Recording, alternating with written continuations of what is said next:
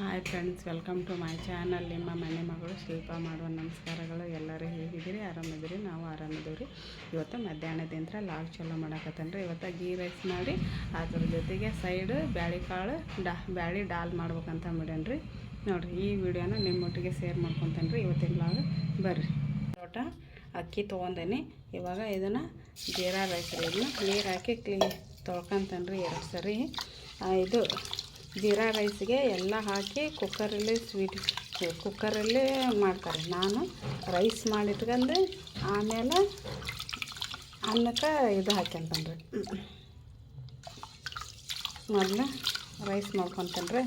Rice ಮಾಡ್ಕೊಂಡು ಆಮೇಲೆ ಅದನ್ನು ಒಗ್ಗರಣೆ ಥರ ಮಾಡಿ ನೋಡಿರಿ, ಸೂಪರ್ ಆಗ್ತೈತಿ. ಈ ಥರ ಇವತ್ತು ಗೀ ರೈಸ್ ಮಾಡಕತ್ತೇನೆ ನೋಡಿರಿ.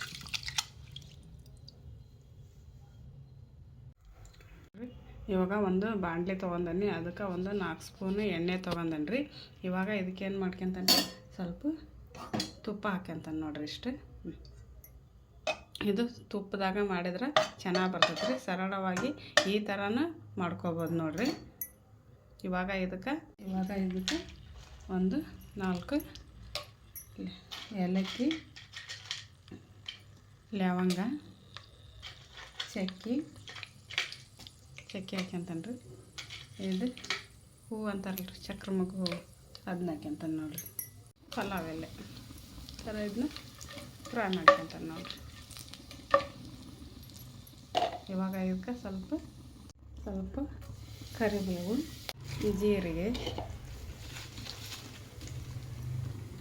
ಅರ್ಧ ಸ್ಪೂನ್ ಸೋಪಿನ ಕಾಳು. ಇವಾಗ ಇದನ್ನ ಫ್ರೈ ಮಾಡ್ಕೊಂತಾನೆ ರೀ.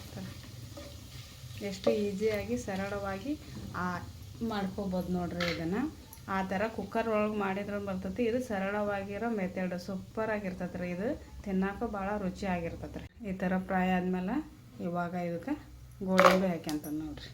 ಇದನ್ನ ಫ್ರೈ ಮಾಡ್ಕೊಂತಾನೆ ರೀ.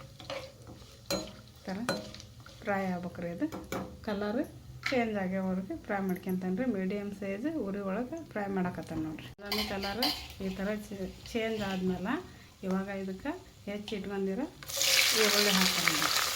ಈರುಳ್ಳಿ ಹಾಕಿ ಇದನ್ನು ಫ್ರೈ ಮಾಡ್ಕೊಂತಾನೆ. ಕಂದು ಬಣ್ಣ ಬರೋದ್ರೊಳಗೆ ಫ್ರೈ ಮಾಡ್ಕೊಳ್ತಾನೆ. ಕಂದು ಬಣ್ಣ ಬರ್ಬೇಕು ನೋಡಿರಿ ಈರುಳ್ಳಿ ನೋಡಿರಿ. ಇವಾಗ ಹೆಚ್ಚಿಟ್ಕೊಂಡಿದ್ದು ಹಸಿ ಮೆಣಸಿನ್ಕಾಯಿ ಹಾಕ್ತಾನೆ ನೋಡಿರಿ. ಒಂದು 4 ಫ್ರೈ ಮಾಡ್ಕೋಬೇಕ್ರಿ. ಇದನ್ನು ಇವಾಗ ರುಚಿಗೆ ತಕ್ಕಷ್ಟು ಉಪ್ಪು ರೀ.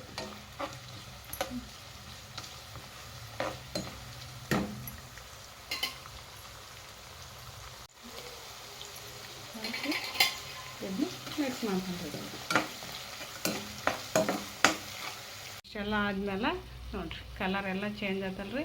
ಇವಾಗ ಜೀರಾ ರೈಸ್ ಮಾಡ್ಕೊಂಡಿದ್ರಿ. ಭಾನುಮತಿ ಈ ಪಟ ರೆಡಿ ಆಯ್ತು ರೀ. ಎಲ್ಲ ಮಸಾಲೆ ಹಾಕಿದ್ದು ಒಗ್ಗರಣೆ. ಈ ಪಟ ಇದಕ್ಕೆ ಏನು ಮಾಡ್ತಾನಲ್ಲ ರೀ, ರೈಸ್ ಮಾಡ್ಕೊಂಡು ಇಟ್ಕೊಂಡಿದ್ದಲ್ಲ ರೀ, ಆ ರೈಸ್ ಹಾಕ್ಯಂಡು ಮಿಕ್ಸ್ ಮಾಡ್ಕೊತಾನೆ ನೋಡಿರಿ. ಮಿಕ್ಸ್ ಮಾಡ್ಕೊಂಡ್ರೆ ಸೂಪರಾಗಿರೋ ಜೀರಾ ರೈಸ್ ರೆಡಿ ನೋಡಿರಿ. ಸೂಪರಾಗಿ ಈ ಥರ ಹಿಂಗೆ ಮಿಕ್ಸ್ ಮಾಡ್ಕೋಬೇಕ್ರಿ. ಇದನ್ನ ಸೂಪರಾಗಿ ಬರ್ತೈತೆ ರೀ. ತುಂಬ ಸರಳವಾಗಿ ಇದು ನಮಗೆ ಜೀರಾ ರೈಸ್ ಮಾಡೋಕೆ ಬರಲ್ಲಪ್ಪ ಅನ್ನರ್ ಅಂತವಲ್ಲ ರೀ, ಅವ್ರ ಸ್ವತಃ ಈ ಥರ ರೈಸ್ ಮಾಡ್ಕೋಬೋದು ನೋಡಿರಿ. ಇದಕ್ಕೆ ಮ್ಯಾಲೆ ಇನ್ನೊಂದು ಸ್ವಲ್ಪ ಉಪ್ಪು ಆಗೈತಿಲ್ಲ ಅಂತ ನೋಡಿ ಸ್ವಲ್ಪ ತುಪ್ಪ ಹಾಕ್ಕೋಬೇಕ್ರಿ ನೋಡಿರಿ. ಎಷ್ಟು ಚಂದ ಜೀರಾ ರೈಸ್ ರೆಡಿ ಆಯ್ತು ನೋಡಿರಿ. ಇದು ಚಿಕನ್ ಗ್ರೇವಿ ಒಳಗೆ, ಎಗ್ ಕರಿ ಒಳಗೆ ಮತ್ತು ಡಾಲ್ ಒಳಗೆ ಸೂಪರಾಗಿ ಬರ್ತದೆ ನೋಡಿರಿ. ಇವತ್ತು ನಾನು ಇದಕ್ಕೆ ಕಾಂಬಿನೇಷನ್ ಆಗಿ ಬ್ಯಾಳಿ ಡಾಲ್ ಮಾಡಕತ್ತಾನೆ ರೀ. ಇವಾಗ ಏನು ಮತ್ತು ಚಿಕನ್ನು ಮಟನ್ ಫಿಶು ಈಗ ಶ್ರಾವಣ ಮುಗಿಯೋವರೆಗೆ ಇನ್ನೂ 15 ದಿನ ಏನು ತಿನ್ನಲ್ಲಲ್ರಿ.